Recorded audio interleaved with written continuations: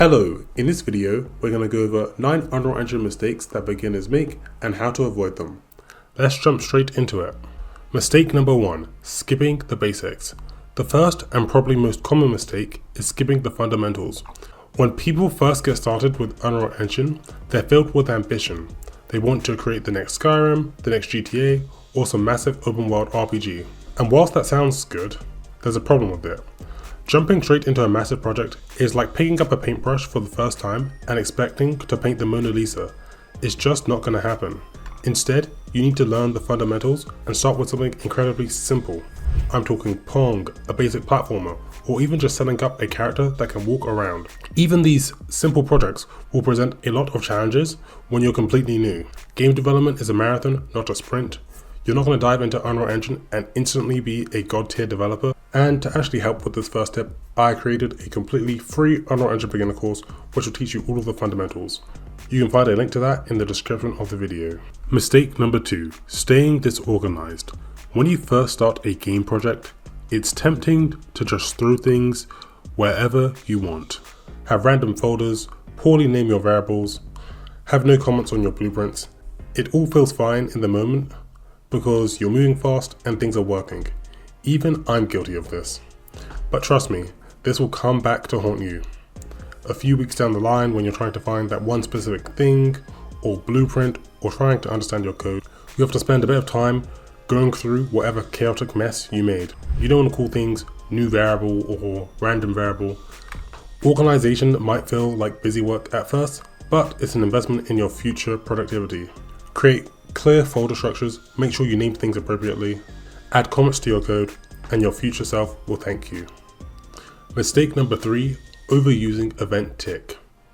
So in Unreal Engine, event tick is a node that runs every single frame. So if you have a game which is running at 60 frames per second, that would fire the event 60 times per second. Now, under some circumstances, you have to have some things be on event tick depending on what you're doing. Although you don't want to put everything on event tick, and you want to try and avoid using it if possible, because if you have a lot of logic and code running on event tick, then it can actually heavily affect the performance of your game. The solution: see if you can use timer events instead of event tick in some situations. Mistake number 4, not using version control. So once you've learned Unreal Engine for a bit and you've started to work on your first big kind of game, it's important that you set up version control. I've heard many stories online. Sometimes people will be working on their game for months that they have on their PC, and then something happens to that file and they lose everything. Make sure you use version control for your project, or you have a backup of your project somewhere on the cloud. You don't want your file just sitting in one place, because if something happens to your PC, then you're going to have to redo all of that work. It may be a bit of effort to set up, but it's entirely worth it. There are many videos online which will teach you how to add version control to your project. Mistake number 5, over-reliance on tutorials. Now, I know this might sound strange coming from a tutorial channel, and yes, a lot of my content is tutorials, but hear me out. Tutorials have their time and place. They're fantastic for learning new concepts, understanding workflows, and seeing how developers approach problems. I encourage you to watch tutorials and take courses. But here's the key. After you watch a tutorial, close the video and try to build something on your own.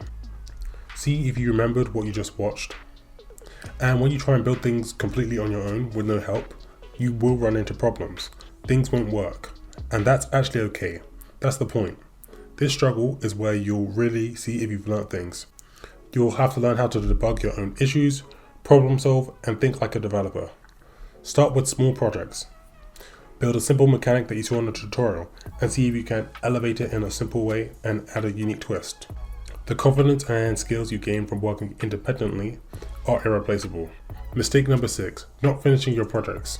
Okay, I'll admit it. Every game developer is guilty of this. I remember the other day someone messaged me saying, am I still working on my Ninja game? And I didn't even know what they were talking about.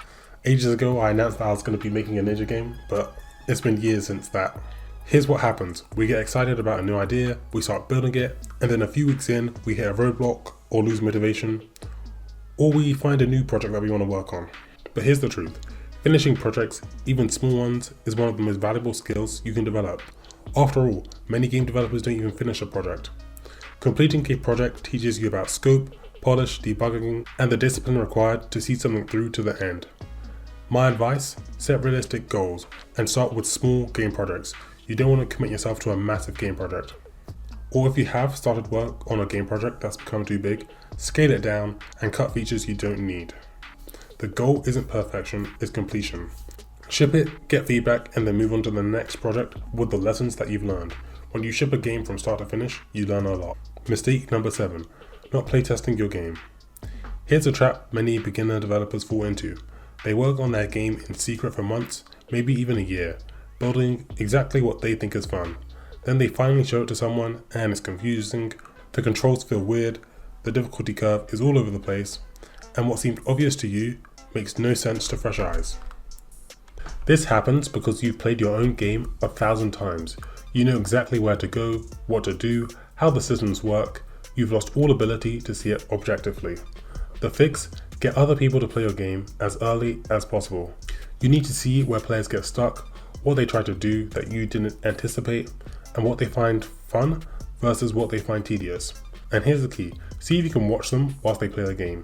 Don't explain anything. Don't jump with, oh, you're supposed to do this, just watch and take notes. Their confusion is actually valuable data. This can be a friend, a sibling, or anyone. Just make sure you get someone with a fresh pair of eyes playing your game.